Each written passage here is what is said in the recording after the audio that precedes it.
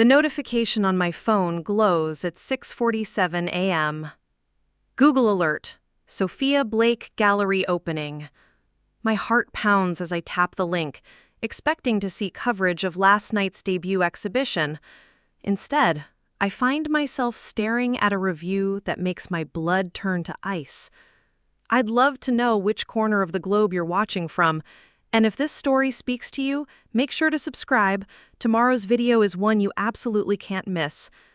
Blake Gallery's inaugural disaster, when family drama overshadows art, reads the headline in the Chicago Arts Tribune. The byline belongs to Marcus Chen, the most influential art critic in the Midwest.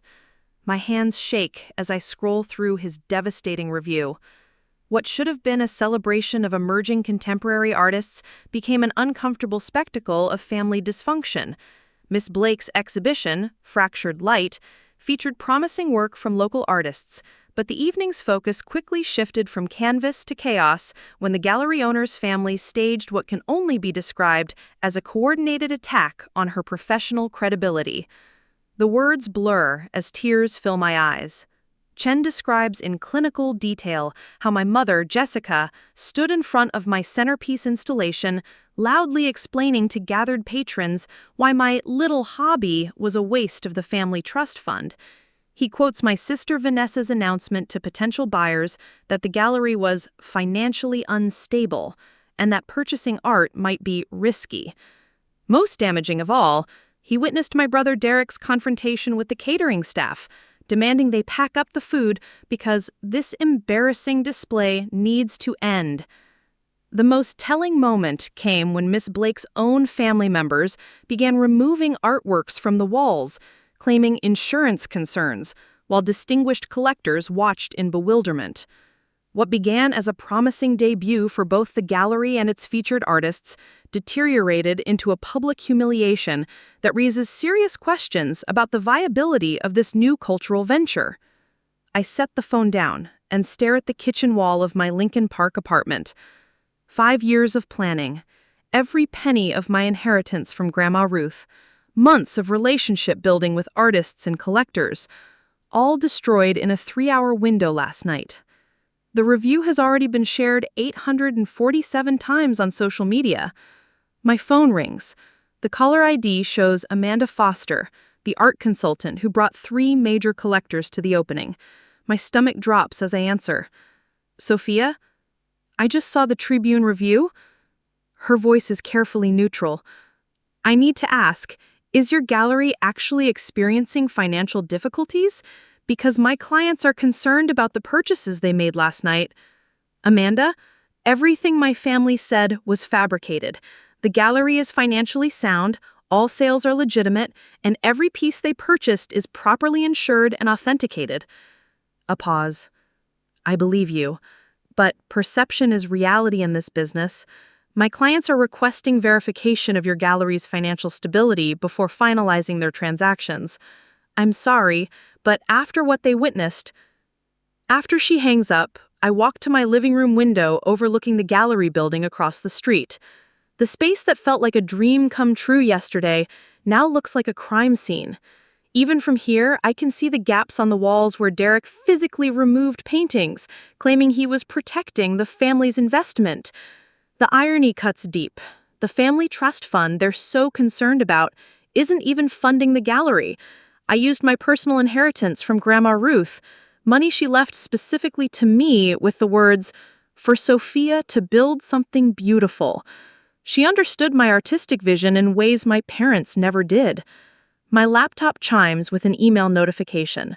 The sender is Victoria Hayes, arts reporter for Chicago Magazine, requesting an interview about the incident at Blake Gallery and its impact on the local art scene.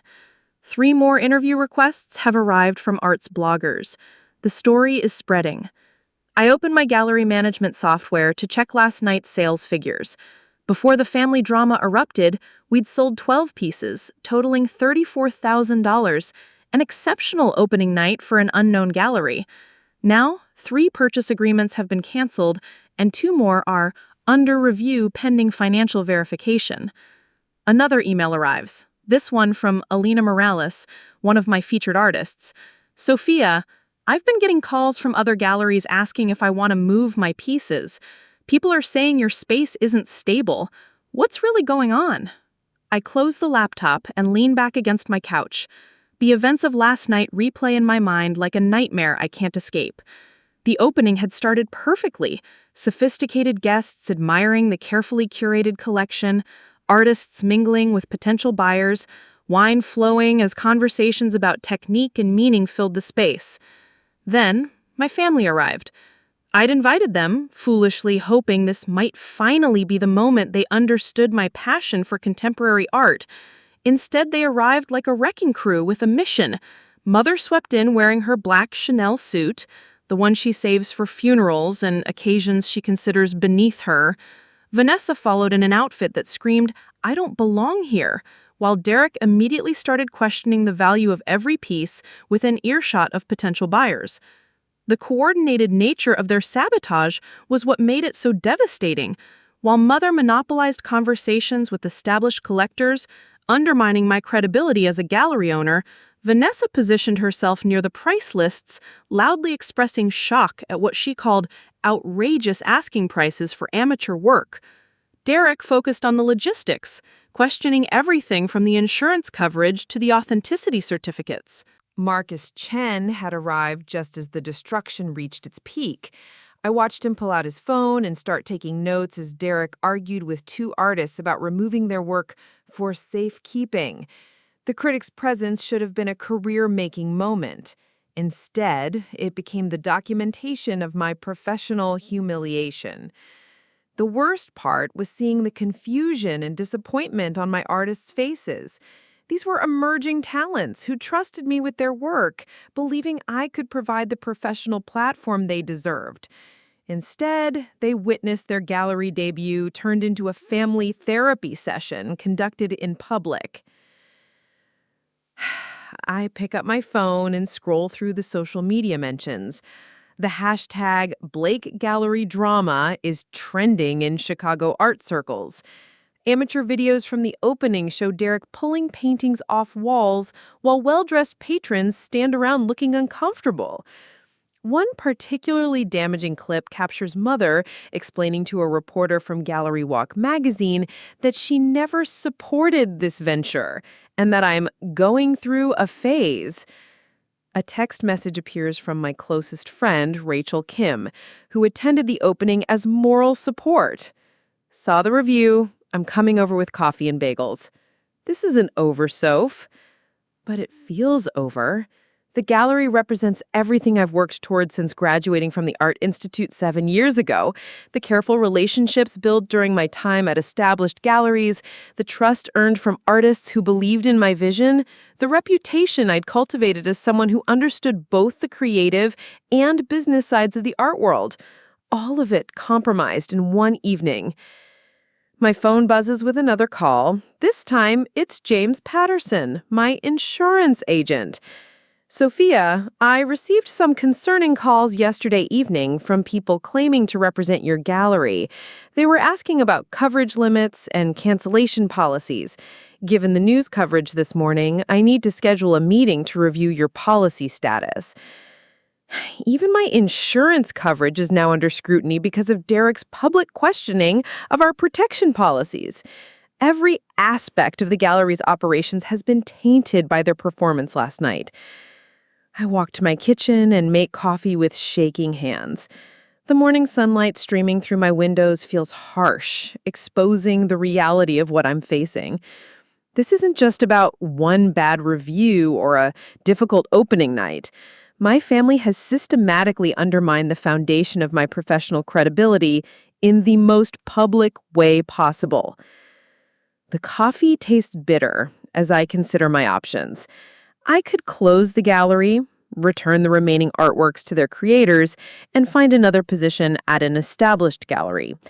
It would be the safe choice, the path that avoids further public scrutiny and professional damage. But looking across the street at the gallery space, I feel something harder than disappointment settling in my chest. Grandma Ruth believed in my vision enough to leave me the means to pursue it. The artists who trusted me with their work deserve better than abandonment at the first sign of trouble. And somewhere underneath the humiliation and panic, I'm starting to feel angry. My family didn't just ruin one opening night. They deliberately sabotaged something they knew meant everything to me, and they did it in the most damaging way possible, in front of the people whose respect I needed most. The question isn't whether I can survive this crisis. The question is whether I'm going to let them define the narrative of my failure, or if I'm going to fight back and create my own story of resilience. As I finish my coffee, I realize, for the first time since reading that devastating review, I'm not thinking about giving up. I'm thinking about how to rebuild, how to prove them wrong, and how to ensure they never have the power to destroy something I've built ever again. Rachel's text appears. Almost there. We're going to figure this out together. Maybe it's not over after all. Growing up in the Blake household meant living with the constant reminder that art was a luxury for people who didn't understand real success. My father, Robert Blake, built his commercial real estate empire on the principle that everything had to generate measurable profit. Beautiful things were acceptable only if they increased property values or impressed business associates. My earliest memory of this dynamic comes from age 6, when I spent an afternoon painting watercolor flowers in our Winnetka backyard. The colors bled together in ways that delighted me. Purple petals melting into green stems, yellow centers that seemed to glow against the wet paper. I carried my masterpiece inside, eager to show Mother, only to find her hosting her weekly bridge club in the living room. "Oh, Sophia's having her little art phase," she announced to the other women, barely glancing at my painting. "I suppose it's better than her climbing trees like some wild child." The ladies laughed politely, but I caught the look Mother exchanged with Mrs. Whitman, a shared understanding that my artistic interests were a temporary embarrassment to be tolerated rather than encouraged. Father's reaction was more direct. When I asked if we could hang my painting on the refrigerator like my friend Emma's family did, he explained that our kitchen was professionally designed and that random artwork would diminish the aesthetic cohesion. At 6, I didn't understand those words, but I understood the message. My creations weren't worthy of display in our home. The pattern intensified as I grew older. While Vanessa excelled at competitive swimming and Derek showed promise in junior tennis leagues, my artistic pursuits were treated as hobbies that would eventually be outgrown. When I won the citywide middle school art competition, Father's response was to suggest I channel that creativity into something practical, like advertising or interior design. A lot of love and effort went into bringing this story to life. If you're enjoying it, we'd be so grateful if you'd subscribe to our channel. Now, back to where we left off. High school brought the first real battle over my future. I'd been accepted to the summer intensive program at the School of the Art Institute of Chicago, a highly competitive opportunity that could have shaped my artistic development. The program fee was $3,000, pocket change for a family that spent more on a single weekend in the Hamptons. "Absolutely not," Father declared during dinner at our Hisdale Country Club. "Summer is for building your college resume with meaningful activities. I've arranged an internship at Morrison Development where you can learn about real business operations." I spent that summer filing papers and answering phones while watching other teenagers explore their artistic potential. The internship taught me nothing about business, but everything about resentment. The most painful memory comes from my junior year, when my art teacher, Mrs. Patterson, submitted my portfolio to a national high school arts competition without telling me. I won second place in the mixed media category and a $2,000 scholarship toward art school tuition. I found out when a letter arrived at our house, addressed to me but opened by Mother. "Congratulations on your little contest," she said, holding the letter like it might contaminate her manicured fingers. "Though I'm not sure why you're pursuing recognition for something that won't lead anywhere productive." I asked to see the letter. The judge's comments praised my sophisticated understanding of color theory and mature artistic vision. They recommended I seriously consider pursuing formal art education. For a 17-year-old who'd never received professional validation, those words felt like discovering I could fly. Father's response crushed that joy completely. $2,000 toward art school? Do you have any idea what Northwestern costs? Or what a business degree from there could earn you over a lifetime? This scholarship is a nice pat on the head, but it's not a career path. The letter disappeared. I never saw it again, and when I tried to contact the organization directly, they said all correspondence went through the address on file, our house, where Mother intercepted everything. College became the next battleground. I'd secretly applied to art schools using Mrs. Patterson's classroom as my mailing address. When acceptance letters arrived from the Art Institute of Chicago, Parsons, and RSD, I felt like I was holding tickets to freedom. The financial aid packages weren't complete rides, but they made art school feasible. Mother discovered my secret applications when she answered a congratulatory call from RSD's admissions office.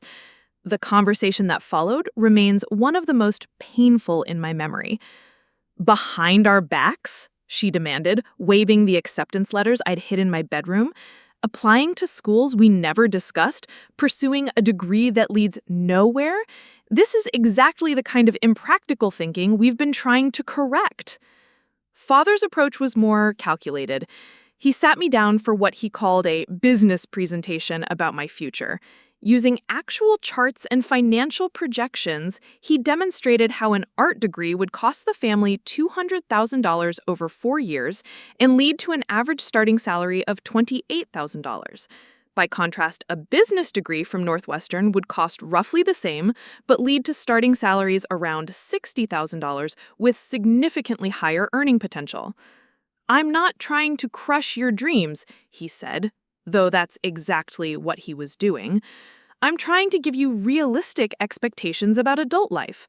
Art can be a wonderful hobby, but it's not a responsible career choice for someone from our family." The compromise they offered felt reasonable at 18. I could attend Northwestern for business with a minor in art history. After graduation, if I still wanted to pursue art, they'd support a trial period where I could explore artistic careers while maintaining practical backup options. Northwestern's art history program was like being fed bread crusts while watching others feast. I learned about art from a safe academic distance, analyzing techniques and historical movements rather than developing my own creative voice. The professors were knowledgeable, but the focus was on criticism and curation rather than creation. I spent 4 years studying other people's artistic achievements while my own creative muscles atrophied. By senior year, I could write compelling essays about Impressionist color theory, but I hadn't touched a paintbrush in months. The practical major had consumed the creative one. Graduation brought another strategic conversation with Father. The trial period we'd discussed became a structured plan where I would work for 2 years at Morrison Development, saving money and gaining business experience before reassessing my artistic interests with more maturity. Those 2 years at Morrison stretched into 4. I was good at the work. Analyzing property values, coordinating development projects, managing client relationships.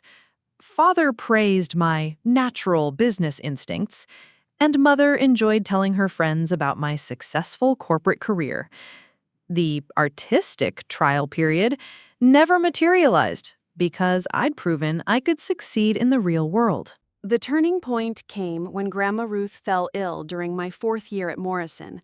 Ruth Blake had been Father's mother, but she'd never shared his pragmatic view of creativity. As a young woman in the 1950s, she'd been a talented painter whose career was derailed by societal expectations about women's roles. She understood artistic sacrifice in ways my parents couldn't.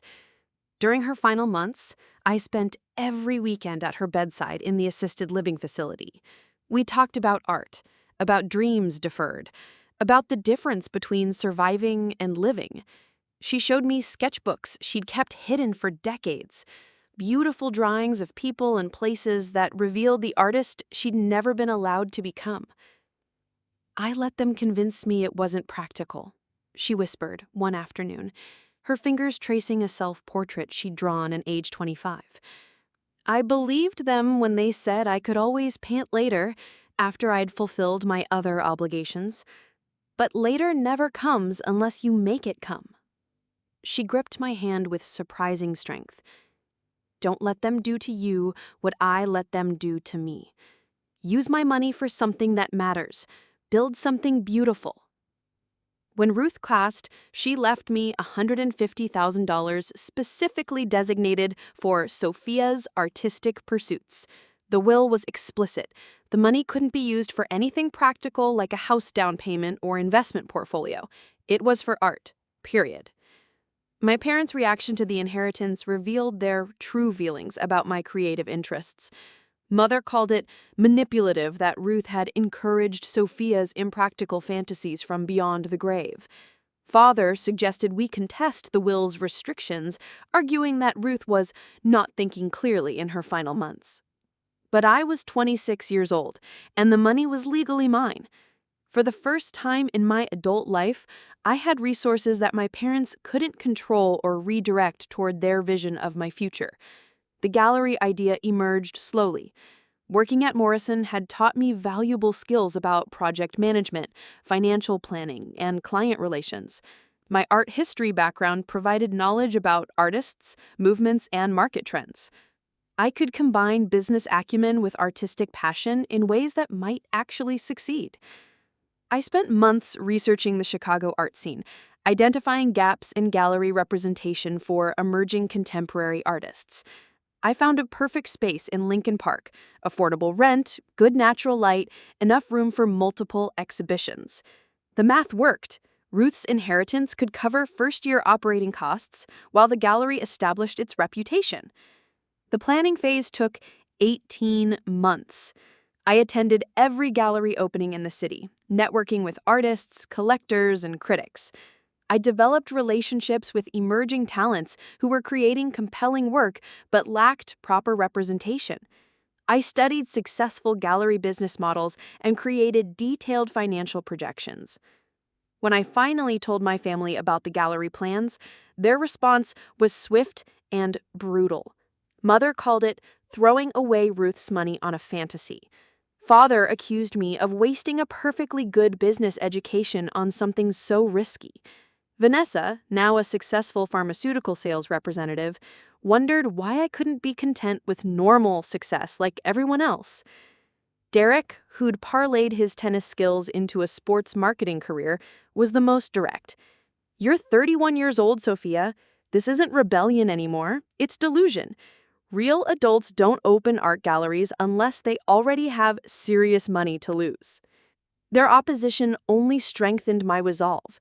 I'd spent my entire adult life proving I could succeed in their world. Now, I wanted to build something in mine. The months leading up to the gallery opening were the most fulfilling of my life. I curated the Fractured Light exhibition featuring 8 emerging Chicago artists whose work explored themes of resilience and transformation. Each piece had been carefully selected to create a cohesive yet diverse show that would introduce these talents to serious collectors. I believed my family's attendance at the opening might represent a breakthrough. Finally seeing my artistic vision realized in a professional context might help them understand what I'd been working toward all these years. Instead, they arrived with a coordinated plan to destroy everything I'd built. But that destruction revealed something important. Their sabotage wasn't spontaneous disappointment or concern for my well-being. It was calculated warfare against a version of success they couldn't control or understand. And recognizing that changed everything about how I would respond. The week following the Tribune review becomes a masterclass in systematic destruction. What I initially dismissed as a spontaneous family meltdown reveals itself as something far more calculated and devastating. Each day brings new evidence that my family's sabotage wasn't emotional outburst, it was orchestrated warfare. Tuesday morning, I receive a call from Kevin Walsh, the property manager for my gallery building. His voice carries an uncomfortable formality that immediately puts me on edge. Miss Blake, I need to discuss some concerns that have been brought to my attention regarding your lease agreement. I received a call yesterday from someone claiming to represent your family's interests, questioning whether you have proper authorization to operate a commercial gallery in this space. My stomach drops. Kevin, you have all my documentation. The lease is in my name, all permits are current, and insurance is fully paid. I understand that, but this caller suggested there might be issues with your financial backing that could affect your ability to maintain the lease. They mentioned something about disputed inheritance funds and potential legal challenges to your gallery's financing. I paced my apartment, watching the gallery space across the street. Who exactly called you? Derek Blake. Said he was your brother and was concerned about protecting family assets tied to your business operations. Derek has never shown the slightest interest in commercial real estate or lease agreements. His involvement signals a coordinated effort to undermine the gallery's basic operational stability. I spend an hour on the phone with Kevin, providing documentation that my inheritance is legitimate and my lease payments are secure. But the damage is done. My landlord now views me as a potential risk. Wednesday brings a call from Lisa Chen, the insurance broker who arranged my gallery's coverage. Her message is brief but alarming. Sophia, I need you to call me immediately. There are some questions about your policy that require immediate clarification. When I reach Lisa, her normally warm demeanor has cooled significantly. I received several calls yesterday from people claiming to be concerned family members. They raise questions about whether you've been honest about your gallery's risk factors and whether your current coverage is adequate for the value of art you're displaying. Lisa, everything on my application was accurate. You inspected the space yourself. I know, but one caller specifically mentioned that you're displaying uninsured artwork and that family members observed safety violations during your opening. They suggested I should reevaluate your risk profile. I realized with growing horror that my family is systematically contacting every professional relationship that keeps the gallery operational. Each call plants seeds of doubt, creates administrative hurdles, and forces me to spend time defending my credibility instead of building my business. The pattern becomes clearer when Sarah Martinez, my accountant, forwards me an email she received from Mother. The subject line reads, "Concerns about Sophia Blake Gallery financial practices." Dear Miss Martinez, as Sophia's mother, I feel obligated to share some concerns about her current business venture. While we love and support our daughter, we're worried that she may be operating beyond her financial means and making commitments she cannot fulfill. Her gallery appears to be funded through inheritance money that may be subject to family estate considerations. We would appreciate any guidance you can provide about her actual financial position and whether her current obligations are sustainable. The email is masterfully crafted, expressing concern rather than making accusations, questioning my competence while maintaining plausible deniability about their motives. Sarah included a note, "Obviously, I can't discuss your finances with anyone else, but you should know this type of inquiry could raise red flags if it reaches other financial institutions." Thursday morning brings the most devastating revelation. Maya Rodriguez, the Chicago Arts Council grant coordinator, calls to inform me that my application for their emerging gallery support program is being reevaluated due to questions about the applicant's operational stability. Maya, I submitted that application 3 months ago. What kind of questions?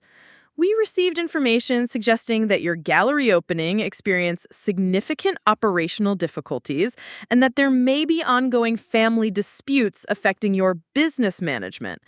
The council needs to ensure that grant recipients can maintain stable programming throughout the award period. I feel physically sick. The grant represents $15,000 that would fund my next 3 exhibitions and provide stipends for emerging artists. More importantly, it offers legitimacy within Chicago's art community, a stamp of approval that could offset the damage from the Tribune review. Can you tell me who provided this information? I'm not supposed to discuss sources, but someone claiming to represent your family's business interests contacted our board chair directly. They expressed concerns about your ability to manage public funds responsibly. The sophistication of their strategy becomes clear. They're not just attacking my reputation, they're systematically dismantling the infrastructure that allows the gallery to function. Every professional relationship, every institutional connection, every source of credibility is being poisoned with carefully crafted doubt. Friday afternoon, I discovered the social media component of their campaign. Vanessa has been posting subtle but damaging content across her Instagram and Facebook accounts, where she has over 3,000 followers, including many Chicago professionals. Her posts don't mention the gallery directly, but the implications are clear. A photo of herself at a successful gallery downtown is captioned, "Love supporting art spaces with real staying power and financial stability. So important to research before investing in emerging galleries." Another post shows her at a family dinner. Sometimes the most loving thing you can do is help someone understand their limitations. Family means telling hard truths even when it's painful. The comments from her friends reveal how effectively she's spreading doubt about my competence. "Wasn't your sister the one who opened that gallery?" asked someone named Jennifer. Vanessa's response, "Yes, we're all hoping she finds her way back to something more realistic soon." Derek's approach is more direct, but equally damaging. His LinkedIn profile now lists him as family business advisor, with recent posts about identifying red flags in poorly planned business ventures and when family intervention becomes necessary to prevent financial disaster. He's been connecting with people in Chicago's business community, using his sports marketing contacts to spread concerns about my gallery's viability. Through mutual connections, word reaches potential clients and collectors that Derek Blake is worried about his sister's judgment and concerned about people being misled about the gallery's financial backing.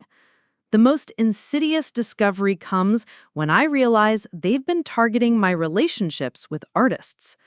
Elena Morales calls Saturday morning with news that makes my hands shake.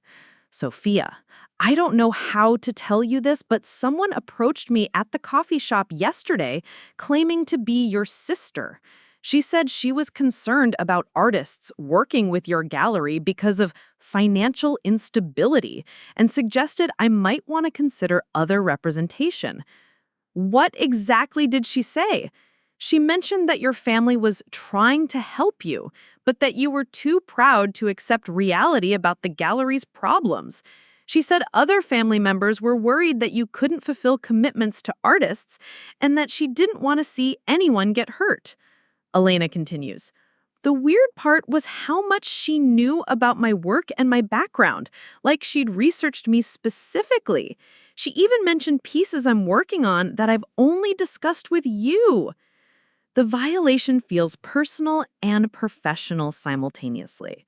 Vanessa has been gathering intelligence about my artists, using private information I've shared in family conversations to undermine those relationships directly. I call Marcus Rodriguez, another featured artist, to warn him about potential family interference. His response chills me. "Actually, someone did contact me earlier this week. A man who said he was your brother. He asked a lot of questions about the gallery's contract terms and whether I felt confident about payments and insurance coverage. The pattern is comprehensive and coordinated. While a mother handles formal institutional relationships with insurance companies and grant organizations, Vanessa focuses on social media influence and direct artist outreach. Derek targets business community perception and landlord relations. Father, I'm beginning to suspect, is orchestrating the overall strategy using his business expertise. Each family member is attacking different aspects of the gallery's ecosystem, creating a multi-front assault that overwhelms my ability to respond effectively. By the time I address concerns with one professional contact, they've already planted doubt with 3 others. Sunday evening, I sit in my apartment with a legal pad, mapping out every attack they've made and every relationship they've targeted. The scope is breathtaking. Landlord, insurance, accountant, grants, artists, collectors, media contacts, business community, and social media influence. But their comprehensive approach reveals something important. They understand exactly how vulnerable a new gallery is and precisely which pressure points can destroy it most efficiently. This isn't random family drama, it's corporate sabotage applied to personal relationships. More significantly, their strategy depends on my isolation and confusion. They're counting on me being too overwhelmed to respond systematically, too damaged by the initial Tribune review to mount an effective defense. Looking at my comprehensive list of their attacks, I realize something they may not have anticipated. Their very thoroughness has revealed their strategy, and understanding their tactics is the first step toward countering them. They've treated this like a business acquisition, identifying my assets, undermining my market position, and creating conditions where surrender becomes the rational choice. But they've made one crucial mistake. They've underestimated what I learned during those 4 years at Morrison Development. I know how hostile takeovers work, and more importantly, I know how to fight them. For the first time since reading that devastating review, I'm not thinking about damage control. I'm thinking about launching a counteroffensive that will expose their coordinated sabotage and rebuild my reputation stronger than before. The war they started is about to become a war they can't win. Monday morning, I wake up with absolute clarity about what needs to happen next. The weekend spent mapping my family's sabotage strategy has transformed my perspective completely. Instead of feeling victimized by their attacks, I now see them as opponents in a business war, and I have advantages they don't realize I possess. My first call is Rachel Kim, but not for emotional support this time. Rachel's background in corporate communications and crisis management makes her the perfect strategic ally. When she answers, I skip the pleasantries. Rachel, I need to hire you, not as my friend, but as a professional consultant. My family has launched a coordinated attack on my gallery, and I need someone with your expertise to help me fight back. Sophia, you know I'd help you for free. No, this has to be professional. I'm going to document everything, build a case, and launch a counteroffensive that exposes what they're doing. I need you to treat this like any other client crisis, with formal strategies and measurable outcomes. Rachel's voice shifts to her professional tone. Send me everything you've documented. I'll need timelines, copies of communications, and a complete list of everyone they've contacted. We're going to build a comprehensive response strategy. My second call is to Janet Morrison, the attorney who handled Grandma Ruth's estate. Janet knows the inheritance details and can verify that my gallery funding is completely legitimate. Janet, I need legal guidance about documenting harassment and potential defamation. My family is spreading false information about my business operations, and it's causing real financial damage. Sophia, if they're making verifiably false statements that harm your business reputation, that could constitute defamation. More concerning is their interference with your business relationships that might qualify as tortious interference. Can you prove they're deliberately trying to damage your commercial interests? I email her the documentation I've collected. Within an hour, she calls back with news that changes my entire approach. This is more serious than I initially thought. Derek's calls to your landlord could constitute intentional interference with contractual relations.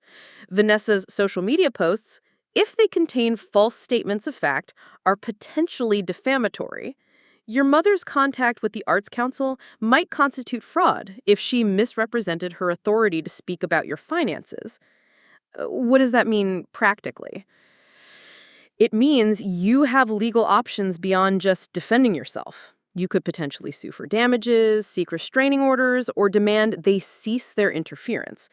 But Sophia, the most powerful tool you have is documentation. Every contact they make, every false statement, every interference with your business relationships, document it all. Tuesday brings an unexpected ally. Dr. Amanda Foster, the art consultant whose clients were spooked by the opening night drama, calls with a surprising offer. Sophia, I've been thinking about what happened at your opening. The more I consider it, the more convinced I am that your family's behavior was deliberately calculated to damage your reputation. I've seen gallery openings go wrong in many ways, but never like that. Amanda, I appreciate your support, but my clients have already canceled their purchases. Actually, that's why I'm calling. I've done some research into your featured artists and the quality of their work. I made a mistake letting my clients panic based on family drama rather than artistic merit. I'd like to reinstate those sales and bring additional collectors to see the work privately, away from any potential family interference. This conversation reveals something crucial. The art world professionals who witnessed the sabotage are beginning to see it for what it really was. Their initial reaction was protective, but with time and distance, they're recognizing the calculated nature of my family's attack. Wednesday, I implement the first phase of my counter strategy. Instead of defensively responding to each attack, I begin proactively reaching out to everyone in my professional network with a different narrative. My email to key contacts is carefully crafted. Following some family disagreements about my career choices, I want to clarify that Blake Gallery operates independently with legitimate funding and is committed to supporting emerging Chicago artists. I appreciate your understanding as I navigate these personal challenges while maintaining my professional responsibilities. The response surprises me. Kevin Walsh, my landlord, calls within hours. Sophia, I should have handled your brother's call differently. Family business disputes aren't my concern as long as your rent is paid and your lease terms are met. Your account is current, and that's all that matters to me professionally. Lisa Chen from insurance follows up similarly. After thinking about it, your family members have no standing to question your policy details. Your coverage is appropriate for your declared risks, and unless you request changes, I'm not entertaining outside interference. By Thursday, I realized that my family's strategy has a fatal flaw. They assumed that business professionals would take family concerns at face value. But Chicago's art and business communities are sophisticated enough to distinguish between legitimate operational issues and personal family drama.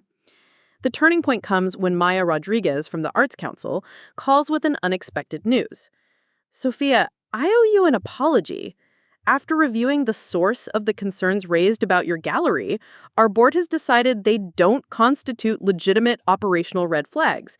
Family disputes don't disqualify applicants from grant consideration, and your application will proceed through normal evaluation. Maya, can I ask what changed your perspective? Honestly, we received so many complaints about your gallery from the same family members that it started to look like harassment rather than genuine concern. When your own relatives are the only source of negative information, it raises questions about their motives rather than your competence. This revelation is crucial. Their over-aggressive approach is backfiring. Professional contacts are beginning to see the coordinated nature of their campaign, which undermines their credibility rather than mine. Friday brings the most significant development yet. Marcus Chen, the Tribune critic whose review started this nightmare, calls me directly. Miss Blake, I've been contacted by several members of your family over the past week, all wanting to provide additional information about your gallery's problems. The persistence and coordination of their outreach has raised some questions for me about the dynamics I witnessed at your opening. My heart pounds. What kind of questions? I'm considering writing a follow-up piece about family interference in arts businesses and how personal relationships can be weaponized against professional ventures. Would you be willing to discuss your perspective on the record? This is the opportunity I need to shift the narrative from troubled gallery owner to artist defending her work against family sabotage. But it's also risky. Going public could escalate their attacks or make me look like I'm airing family drama for sympathy. Mr. Chen, I'd be interested in that conversation, but I want to be clear that my focus is on the gallery's artistic mission, not family conflicts. Understood. But what happened at your opening wasn't typical family disagreement. It was calculated disruption of a professional event. That's a story worth telling, especially if it helps other artists recognize and respond to similar interference. Over the weekend, I prepare for what feels like the most important interview of my career. But I also take a more personal step. I draft a letter to my family, not to reconcile or explain, but to establish boundaries and consequences. The letter is direct and professional. Your coordinated interference with my business operations must stop immediately. I have documented your contacts with my landlord, insurance provider, grant organizations, and artists. This behavior constitutes harassment and potentially illegal interference with my commercial relationships. Any further attempts to damage my professional reputation or business operations will be met with legal action. I haven't sent it yet. Instead, I called Janet Morrison to review the language and legal implications. This is good, Sophia. It establishes that you're aware of their coordinated effort, puts them on notice that their behavior has legal consequences, and creates a paper trail if you need to pursue restraining orders or defamation claims later. Janet, am I overreacting? Part of me wonders if I should just try to work things out privately. Sophia, they crossed the line from family disagreement to business interference when they started contacting your professional relationships with false information.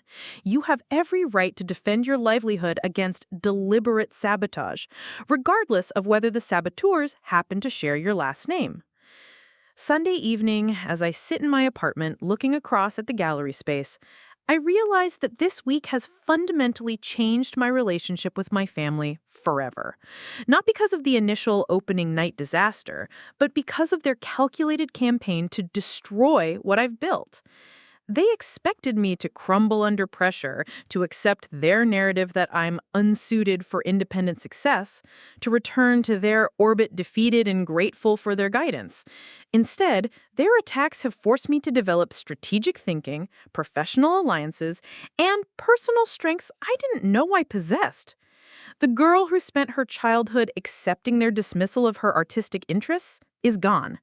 In her place is a woman who understands that some relationships are too toxic to preserve, that family loyalty can't excuse sabotage, and that the best response to coordinated attack is coordinated counterattack.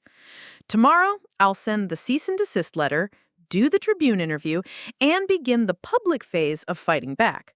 But tonight, I'm going to walk through my gallery space one more time, looking at the artwork that survived their attempt to destroy it, and remember why this fight is worth having.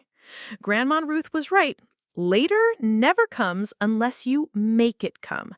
I've spent too many years waiting for my family's approval or acceptance. Now I'm going to build something beautiful, whether they support it or not.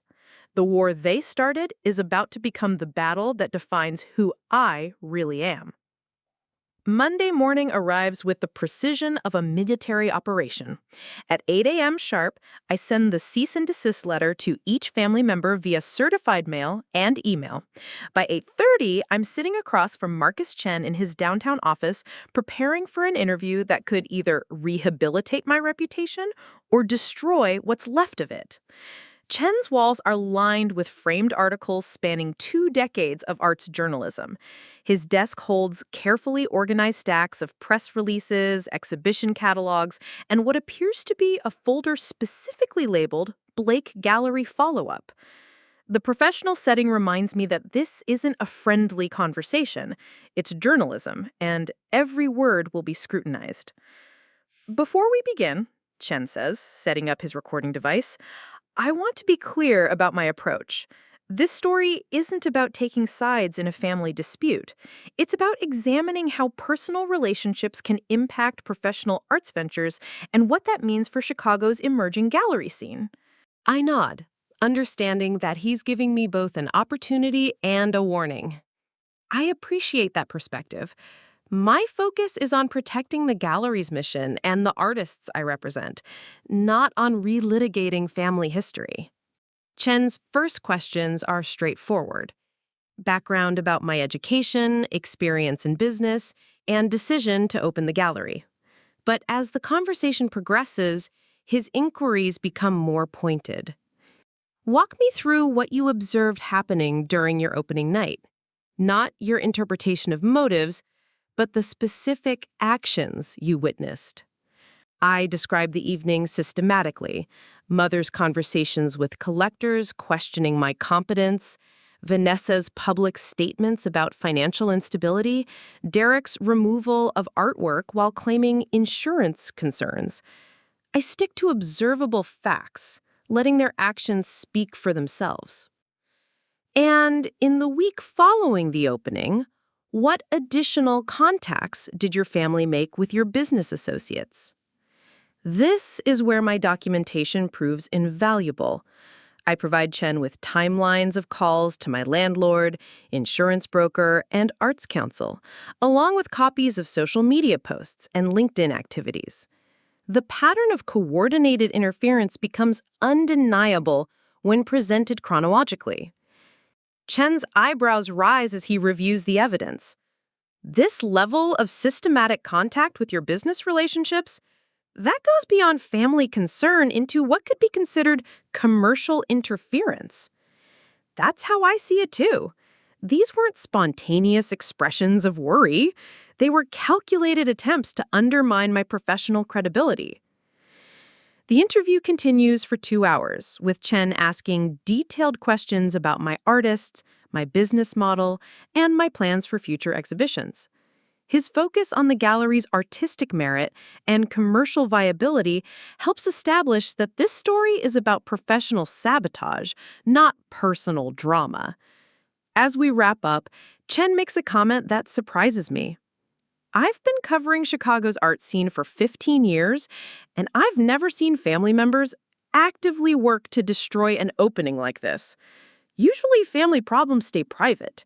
The public nature of their interference suggests either extraordinary desperation or calculated strategy. What's your sense of which it is? Based on what you've shown me, it looks like a strategy. The coordination, the targeting of specific business relationships, the sustained campaign over multiple days. That's not emotional reaction. That's warfare.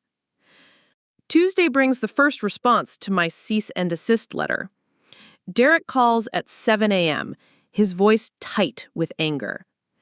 Sophia, what the hell is this legal threat? We're your family, not some corporate adversary. You're treating normal family concern like criminal activity. Derek, contacting my landlord to question my lease authorization isn't a normal family concern. Neither is telling artists that I can't fulfill my commitments to them. We're trying to protect you from making a fool of yourself. This gallery thing is obviously beyond your capabilities. Based on what evidence? My sales figures? My artist relationships? My professional reviews prior to your interference? There's a pause before Derek's tone shifts to something more calculating. Sophia, you need to understand the position you're putting us all in. Mother and father have reputations in the city. Vanessa has professional relationships. When you fail publicly, it reflects on all of us. This admission is crucial. He's not denying their coordinated effort, he's justifying it based on protecting family reputation. I'm recording the conversation with Janet Morrison's advice, and Derek has just provided evidence of their deliberate interference. Derek, I need you to understand something clearly. Any further contact with my business associates, any additional social media posts about the gallery, any attempts to interfere with my professional relationships will result in legal action. This isn't a negotiation. You're going to sue your own family? I'm going to protect my business from sabotage regardless of the source. Wednesday brings a different kind of response. Mother appears at my apartment door at 9 p.m., carrying a bottle of wine and wearing the conciliatory expression she has perfected over decades of managing family conflicts. Sophia, darling, I think there's been a terrible misunderstanding. Your letter made it sound like we're enemies, but we're just concerned about your well-being. I don't invite her in.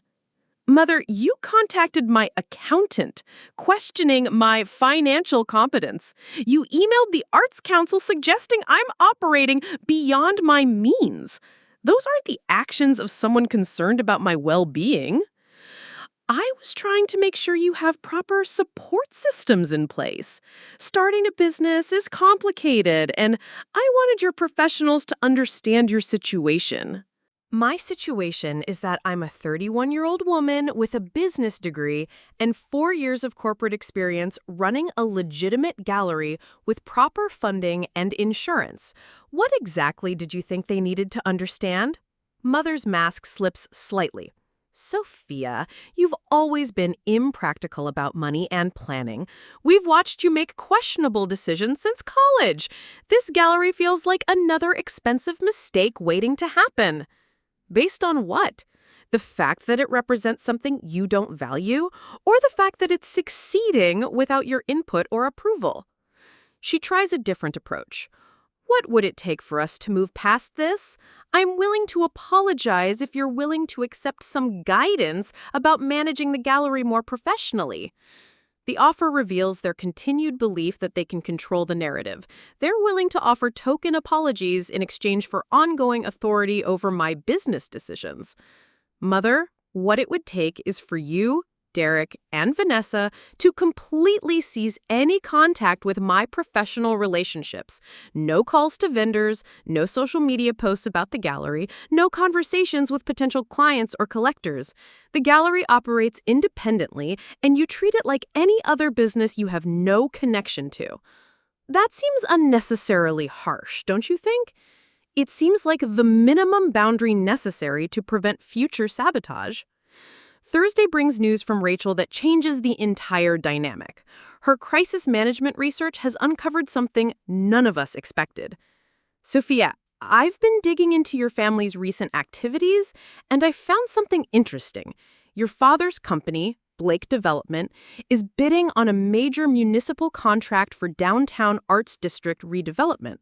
The project includes funding for gallery spaces and artist studios. My stomach drops.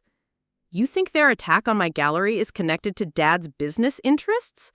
It's possible. If Blake Development is positioning itself as supportive of arts initiatives, having a family member with a failed gallery could complicate their narrative. Alternatively, if they're successful in forcing you to close, they might be able to point to the space as available for their development project. This revelation reframes everything. Their sabotage might not just be about controlling my career choices. It could be about eliminating potential competition for arts funding or gallery space in a district where Father's company has financial interests. Rachel, can you find out more about this municipal contract and any connections to the Lincoln Park Arts Corridor? Already on it. I have a contact in city planning who can provide details about the bidded process and timeline. Friday brings confirmation of Rachel's suspicions. Her city planning contact reveals that Blake Development specifically mentions supporting struggling local arts initiatives and providing stable gallery space for emerging artists. The language suggests they're aware of galleries like mine facing operational challenges. More disturbing is the timeline. Father's company submitted their initial proposal 2 days after my gallery opening disaster. The timing could be coincidental, but combined with their coordinated sabotage campaign, it suggests a level of strategic planning that goes beyond family disapproval. I called Janet Morrison with this new information. Her response is immediate and serious. Sophia, if your family's interference with your business is connected to their company's competing interests in the arts district, this moves from personal harassment into potential commercial fraud territory. They could be using inside family information to undermine competition for public contracts. What does that mean practically? It means we need to document any connections between their attacks on your gallery and their company's municipal bidding process. If they're deliberately damaging your reputation to benefit their own business interests, that's a serious legal violation. The weekend brings an unexpected development. Elena Morales calls with news that validates our growing suspicions about coordinated strategy. Sophia, I've been approached again yesterday, but this time it wasn't your sister. It was a man in a suit who said he represented development interests in the Lincoln Park area. He asked detailed questions about my lease agreement with your gallery and whether I'd be interested in studio space in a new arts complex being planned for the neighborhood. Did he mention which development company? He gave me a business card, Blake Development Corporation. When I told him I was happy with my current gallery representation, he suggested that might change if certain galleries proved financially unstable over the coming months. The implications are staggering. My family isn't just trying to force me out of the gallery business, they're actively recruiting my artists for a competing venture that Father's company is positioning to receive public funding. Sunday evening, I sit in my apartment reviewing 2 weeks of documentation that reveals a conspiracy far more sophisticated than simple family disapproval.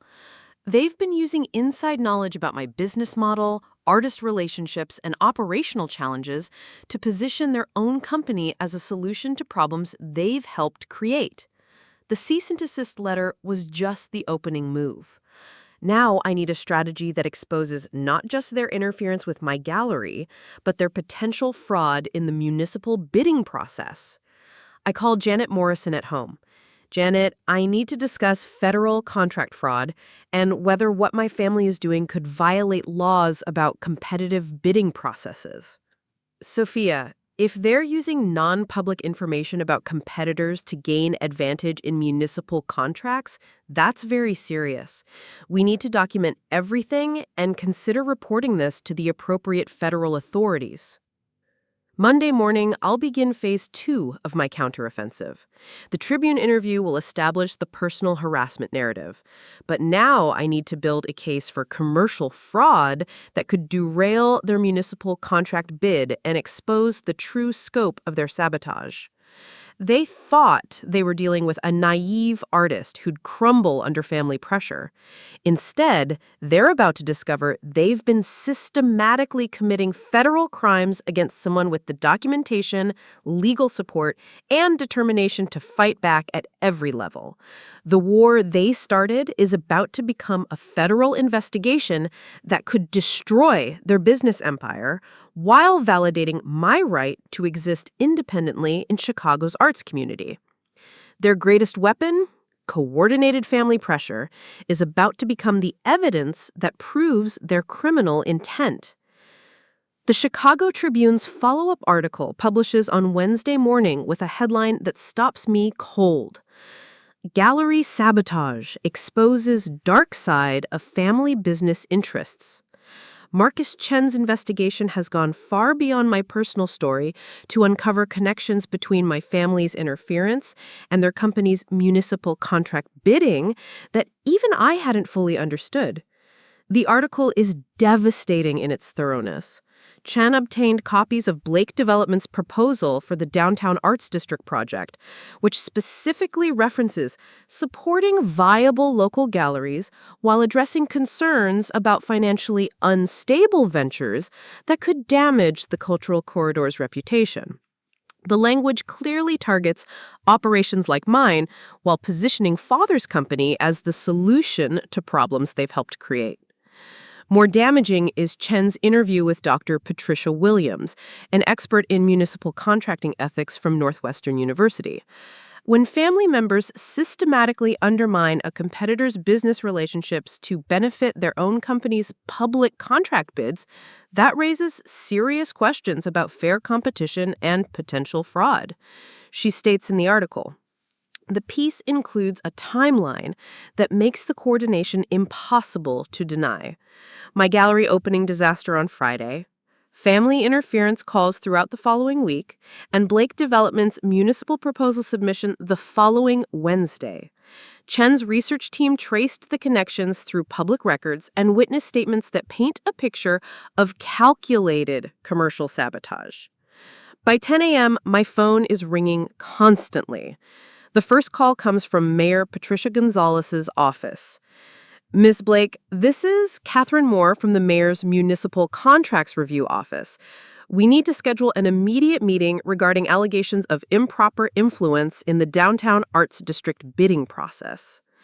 My hands shake as I realize the implications. Ms. Moore, I want to be clear that I never intended to interfere with any municipal contract process. I was simply defending my business from family harassment.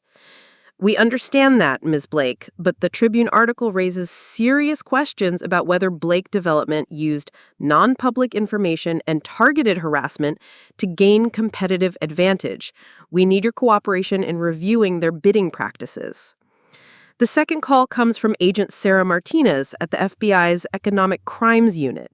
Her voice is professional, but urgent. Ms. Blake, we're opening an investigation into potential federal contract fraud related to municipal arts funding.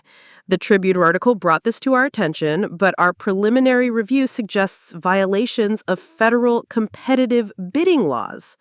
We'd like to interview you as both a victim and potential witness.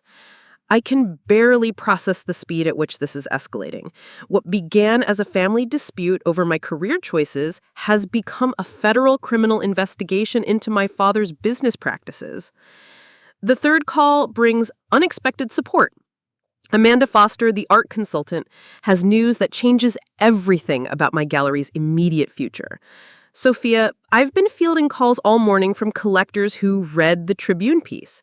The story has actually enhanced your reputation. You're being seen as an artist who stood up to family pressure and exposed corruption. I have 3 clients who want to schedule private viewings this week, and 2 others asking about commissioning pieces from your featured artists. By 10 a.m., the reversal is complete. What my family intended as the final blow to my credibility has instead exposed their own criminal behavior while positioning me as a victim of systematic harassment. The narrative has flipped entirely. Derek calls at 1 p.m., his voice barely controlled by panic. Sophia, you need to call off whatever you've set in motion. The FBI contacted our corporate offices this morning, asking for records related to the municipal contract bid. Father's lawyers are saying this could destroy the company. Derek, I didn't set anything in motion. I simply documented your coordinated harassment of my business. The connections to federal contracting fraud? That's all on you and Father. This has gone too far. It was supposed to be about helping you see reality about the gallery business. No, Derek.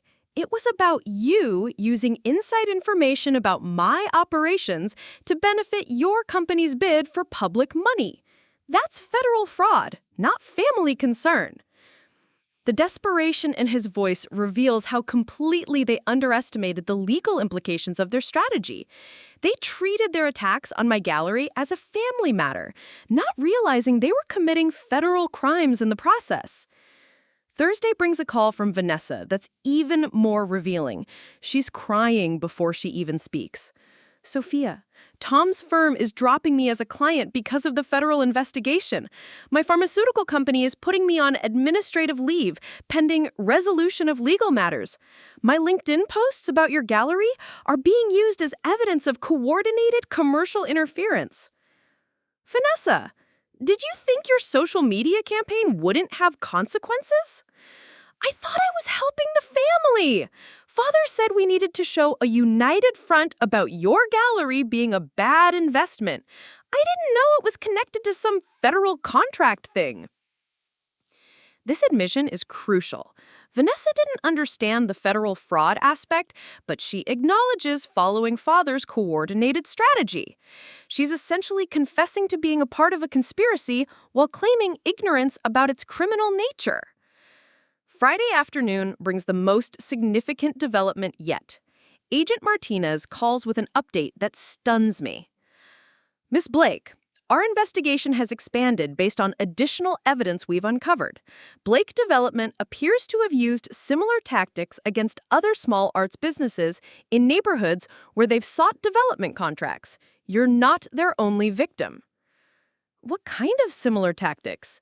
Systematic harassment of business relationships, false complaints to regulatory agencies, social media campaigns questioning financial stability, always targeting arts businesses in areas where Blake Development subsequently submitted proposals for publicly funded projects. The scope of their criminal enterprise is staggering. My gallery wasn't a special case. It was part of a pattern of using family connections and inside information to eliminate competition for federal arts funding. Agent Martinez, What does this mean for the current investigation? It means your case has become the foundation for a much larger federal racketeering investigation. Blake Development could face charges for conspiracy, fraud, and violation of federal competitive bidding laws across multiple projects. That evening, Father calls for the first time since this began. His voice carries none of its usual authority. Instead, there's a quality I've never heard before: defeat. Sophia, we need to talk. This situation has spiraled beyond what anyone intended. Father, the situation has revealed exactly what you intended. You used your knowledge of my business to sabotage my competition for federal contracts. That's not family concern. That's criminal conspiracy. The lawyers are saying we could lose everything. The company, the contracts, potentially face prison time. Surely we can work something out to resolve this privately. Father, you made this public when you had Derek remove paintings from my walls in front of Chicago's most influential art critic. You made it federal when you used the information to fraudulently compete for municipal contracts. There's no private resolution for federal crimes. His response reveals the depth of his miscalculation. I never thought you'd fight back this hard.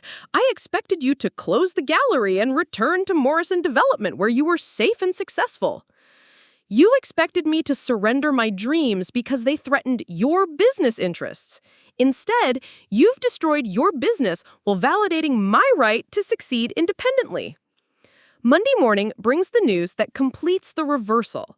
Blake Development's municipal contract bid has been rejected, and the company is barred from future federal contracting pending the FBI investigation. Father's 30-year business empire is crumbling because of crimes committed to prevent my one-year-old gallery from succeeding. The irony is perfect. Their attempt to eliminate competition for arts funding has resulted in their own elimination from the entire federal contracting market. Maya Rodriguez from the Arts Council calls with the final piece of vindication. Sophia, in light of recent developments, the Council has approved your grant application and is fast-tracking funding for your next exhibition. We're also recommending you for our annual Emerging Gallery Excellence Award. Your resilience in the face of coordinated harassment exemplifies the kind of artistic integrity we want to support. The transformation is complete. 3 weeks ago, I was a failed gallery owner whose family drama overshadowed her artistic vision. Today, I'm a federal witness whose courage exposed criminal conspiracy while protecting Chicago's arts community from corrupt development practices. Marcus Chen's follow-up article, published Tuesday, captures the reversal perfectly.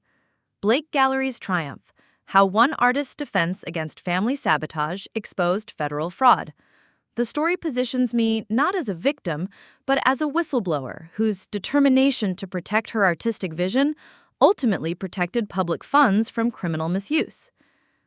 The gallery's phone hasn't stopped ringing with interview requests, collector inquiries, and collaboration offers. What my family designed as my professional destruction has become the foundation of my greatest success. But the most satisfying moment comes Wednesday evening, when I stand in my gallery space, surrounded by the same artwork they tried to remove, now valued and respected by Chicago's arts community. The paintings they dismissed as worthless amateur work are being discussed by serious collectors and feature in art publications. Their coordinated attack, designed to prove my incompetence and justify their fraud, instead demonstrated my competence while exposing their criminality. The reversal of power is so complete that they're now the ones facing professional destruction while I'm being celebrated for artistic integrity. The war they started to eliminate competition for their federal contracts has ended with their elimination from federal contracting entirely. Sometimes justice isn't just served, it's served with perfect irony. 18 months after that devastating Tribune review, I'm standing backstage at the Kennedy Center in Washington, D.C., preparing to deliver a keynote address to the National Arts Advocacy Summit. The irony isn't lost on me that a woman whose family tried to publicly humiliate her for pursuing art is now addressing federal policymakers about protecting artistic communities from systematic targeting. The auditorium beyond the curtain holds 800 representatives from arts organizations nationwide, federal investigators, congressional staffers, and policy experts who've gathered to discuss implementing the Blake Standards, a comprehensive federal framework for identifying and preventing coordinated art sabotage that emerged from our case. Dr. Amanda Foster, the art consultant who initially fled from my gallery's opening night drama, now serves as my speaking coach and strategic advisor. "Remember," she says, adjusting my lapel microphone, "you're not just telling your story anymore. You're representing hundreds of artists whose voices were silenced by schemes similar to what your family attempted." The transformation from gallery owner fighting for survival to national spokesperson for arts protection feels surreal, but the weight of responsibility grounds me. Every federal policy recommendation, every legal precedent, and every protection protocol discussed today stems from our decision to document and resist my family's systematic sabotage. As I walk onto the stage, I see familiar faces in the audience. Agent Martinez, now directing the expanded Cultural Crimes Task Force, Marcus Chen, whose investigative reporting exposed the national scope of arts targeting, and Dr. Jennifer Walsh, whose research on artistic trauma has become required reading for federal prosecutors handling cultural crimes cases. 2 years ago, my family coordinated a public attack on my gallery opening that was designed to destroy my professional credibility and force me to abandon my artistic vision. What we discovered through documenting their interference was that personal harassment often masks commercial fraud, and that family dysfunction can be weaponized to commit federal crimes. The audience's attention feels different from typical speaking engagements. These aren't art enthusiasts interested in creative inspiration. They're professionals dealing with systematic threats to cultural institutions who need practical tools for recognition and resistance.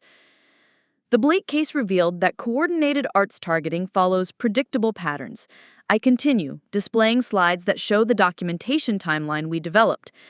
Interference begins with questioning the artist's competence, escalates to contacting professional relationships with false concerns, and culminates in public humiliation designed to force business closure or submission to outside control.